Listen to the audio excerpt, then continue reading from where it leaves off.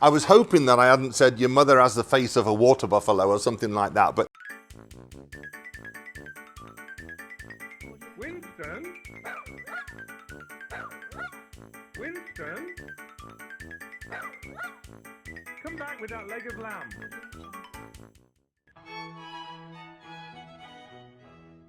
We've reached 175,000 subscribers and it's time for another Q&A. I've got so many questions here.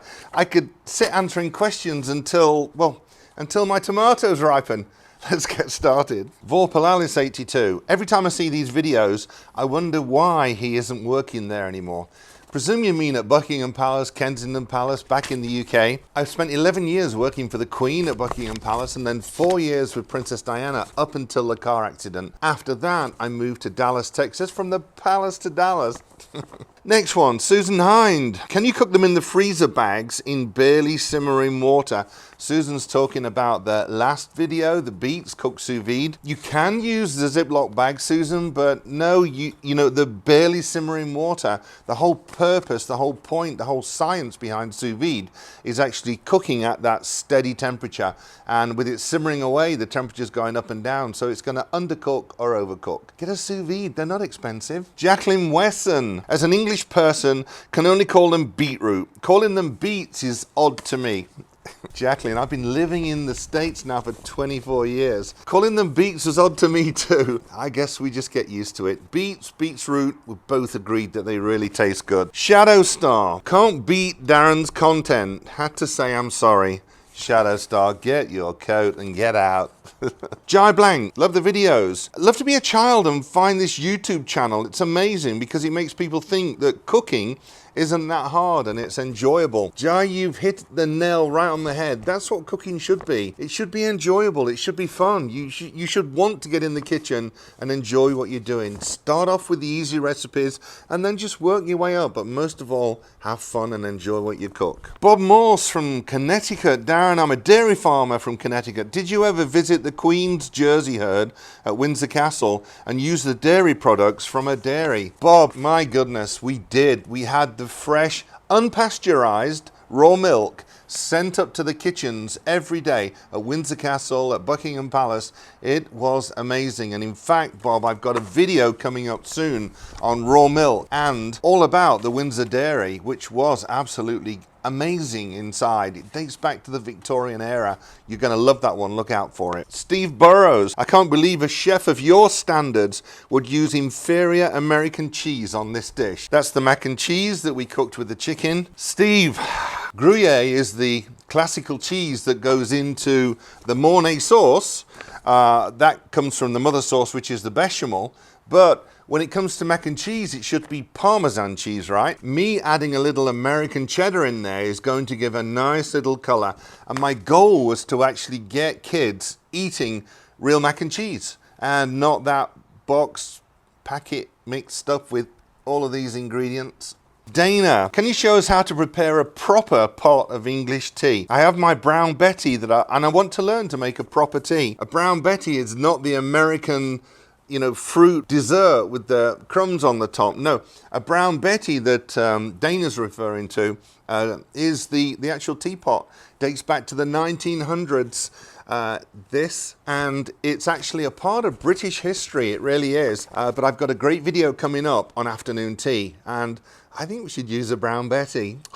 Hey Darren, this is from Loretana. Hey Darren, did you ever get to cook for Margaret Thatcher? And what do you think of her? Loretana, I did get to cook for Margaret Thatcher. She was super sweet, super nice. Photograph of me with her. She actually grew up 15 miles from where I was born. So we had sort of a little something in common when I actually got to meet her. Brianna Gordy. Hey Darren, a few questions for you.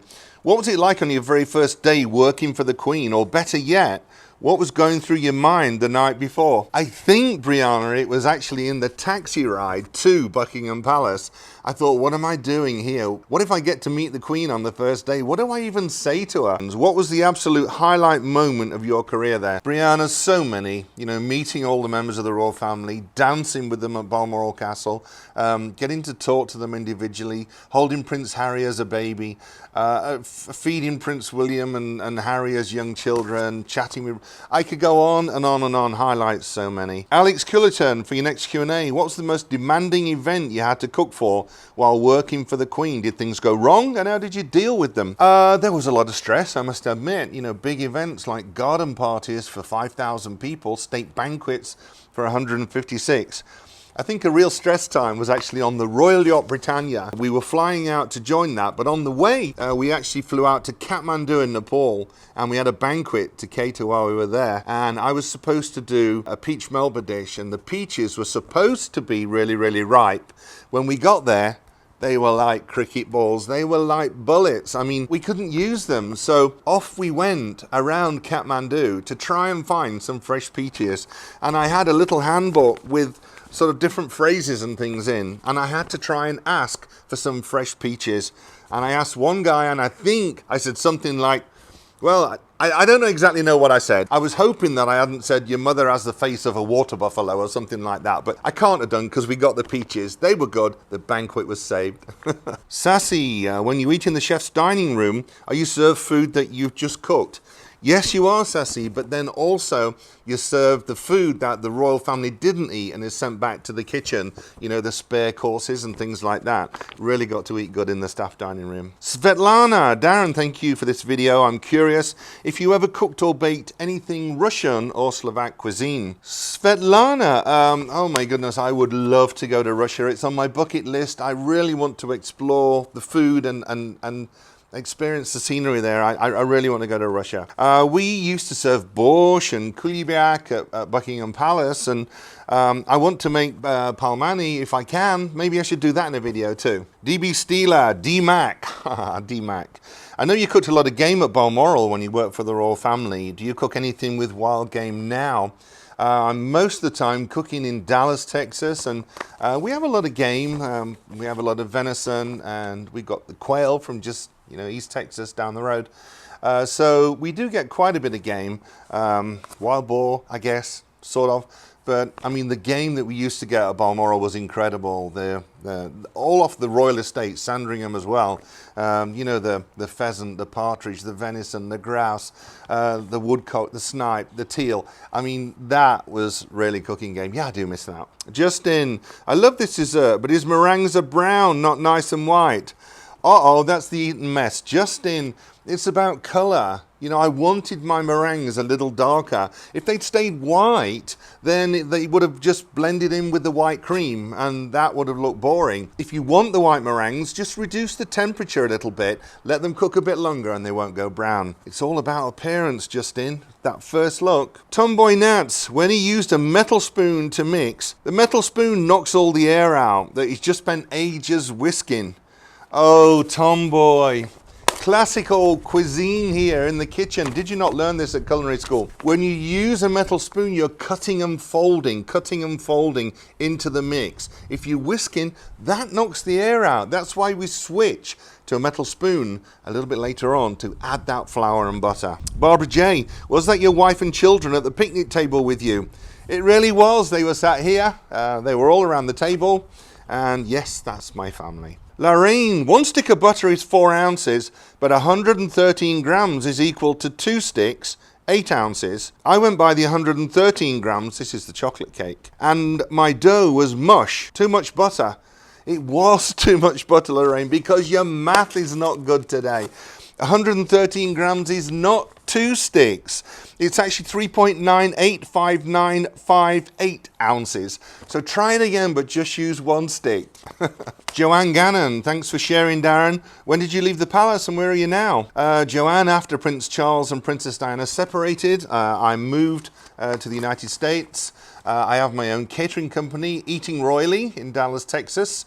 We do events all across the country, and I consult with different corporations around the world too. Richie Atkins, were you a royal chef during the fire at Windsor Castle? Any stories you can share? Did you cook for the fire crew? I was a chef then. I was living in Windsor Castle in the grounds. The day of the fire, I remember going up to help unload those huge oxygen tanks, the empty ones, off the backs of the firemen as they came out and load fresh ones on. They were so heavy and they had to go back in and fight the fire with them.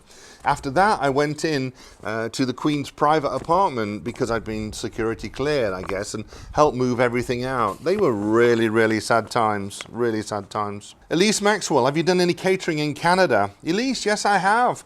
I actually worked recently with the Fairmont Hotel across Canada. I had my royal tea menu on there. I loved it. I love going to Canada. I love the people up there, and I love the food too. David Freeman, what have been your cooking shows to watch? Please say the Two Fat Ladies. I love the Two Fat Ladies. Clarissa Dickinson, Jennifer Patterson. I love watching them. I've met them. Just as fun, or were just as fun in real life. I think that growing up, I think my first TV show was The Galloping Gourmet. I used to sit there as a little boy while my mother was drooling over Graham Kerr. And at the end, you've probably seen it, where he comes down and gets someone from the audience. My mother used to stand up and put her hand out thinking he'd come through the TV. So that was my first cooking experience on TV. Graham Kerr, The Galloping Gourmet. Joseph Brown Jr., hello and congratulations. Thank you, Joseph. Did you ever cook anything the Queen did not like? Joseph? No. Me? Of course not. I wouldn't tell you if I did, would I? Sports guy Paul. Anybody kind of hope that someone plays him in season 5 of The Crown? That would be fun. Just saying, if I see a chef in The Crown season 5, I'll assume it's Darren. Sports guy, little inside info. I know there's talks going on right now between Tom Cruise, Tom Hanks, Brad Pitt. They all want to play the gorgeous Darren McGrady, the royal chef. Not really. Peggy Buto, did you cook the pureed food for infants William and Harry? Yes, I did. Pureeing, beautiful apples and pears from the fruit farms at Sandringham, then, chopped food, the same as the royal family were having, and then right up until, the accident and the sort of, fast foods, the pizzas and things that William and Harry loved too. Wild Blue, how often did you get to travel with the royal family? Loving the stories. How was cooking on Britannia? Britannia was amazing. It was the highlight of the royal chef's career to actually travel on there. I travelled all over the world with the Queen on Britannia. Went to Australia several times. Had the most amazing time and love going back now. Britannia is actually in Scotland, in Edinburgh, in Leith. And you can go there and tour. And I take culinary trips there in the summer. Love going back on board. Chart historian, did you ever cook for or meet any Prime Ministers of Australia? I did. As I said, I did 2 trips to Australia with the Queen. And I actually got to cook for Prime Minister Fraser when I was there. Klaus Kellerman. So basically they throw away half a crepe. No, they don't throw it away. Talking about the crepe irlandaise clauses. No, the chefs eat it. A little cream, a little jam. They're so good. It's our treat. Elizabeth Trainer, enjoy your videos very much, but please lose Winston. It's annoying and juvenile. Elizabeth, me? Juvenile? Canadiana. Talking about the chocolate cake, the Queen's birthday cake. You lost me at 12 egg yolks. Canadiana, that's like $3 a dozen. Cut the cake into 12, that's 1 egg yolk per person. That's like 25 cents. Come on, make the cake. Share it with your friends. Terminal Lumbago. I thought the royals went to Sandringham at Christmas time. Christmas was always at Windsor Castle until 1987. Spicy Bella. Can you make a peach pie? Peach is just coming into season in Texas, so yeah, definitely we're going to do some really amazing peach dishes. Strata G, you should wet your hands, Scotch eggs. You should wet your hands when shaping them. Don't use the flour. The eggs should be slightly runny. Nobody wants a dry egg. There's nothing worse than cold egg yolks. Nasty. But when you're doing the flour, egg, breadcrumbs, the panning, why would you've got a sausage meat that's already wet. Why would you dip your hands in water and make it even wetter? You're going to put too much flour on it. No, you straight into the flour, coat the sausage meat, and then into the egg, and then into the panko. Trust me, I'm a chef. Jocelyn Shipman, Darren, I'm obsessed with your videos. So inspiring and fun. My 3-year-old daughter also loves you. She asks to watch Chef Darren McGrady almost every day. Oh, Jocelyn, that's so sweet. Well, a big shout out to Lillian. Lillian, thanks for watching. Thanks, Mum, for sharing her name. Callum Donnelly, maybe not the most seasonal for Texas right now, but any chance of a Melton Mowbray pork pie? I love Melton Mowbray pork pies. My father is from Melton Mowbray in Leicestershire. So yes, we need to do one of those too. Mia Diev, do you have a restaurant here in Texas, and where? I don't. I have Eating Royally Catering, as I mentioned. We do catering events all across the country.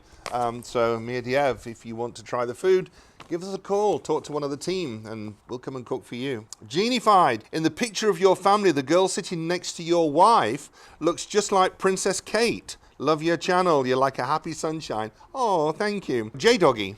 Even trained cooks every now and then turn to lazy, guilty pleasures and get certain market, ready-to-eat foods or fast food. What's your vice? J-Doggy, I think on a Friday night, if I'm not cooking, if I don't have events, will often order a Chinese takeaway. Yep. That's a lazy, guilty pleasure.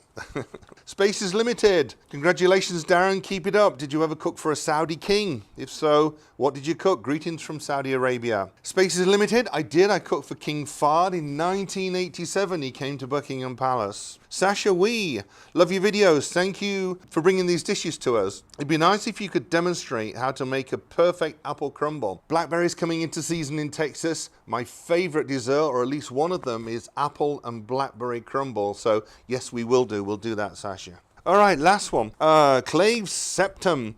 All the dislikes are from alternative universe where Darren McGrady didn't become a chef. Send in some love, Darren. You are officially a teddy bear. That's a great place to leave it. You are officially a teddy bear. That's where we'll leave it. Thanks for watching the Q&A. Leave your questions below for the next one, the 200,000 subs one. It's not that far away. Give me a thumbs up, please. Leave a comment below. Share it with your friends, and if you haven't subscribed yet, please do. And I'll see you again soon.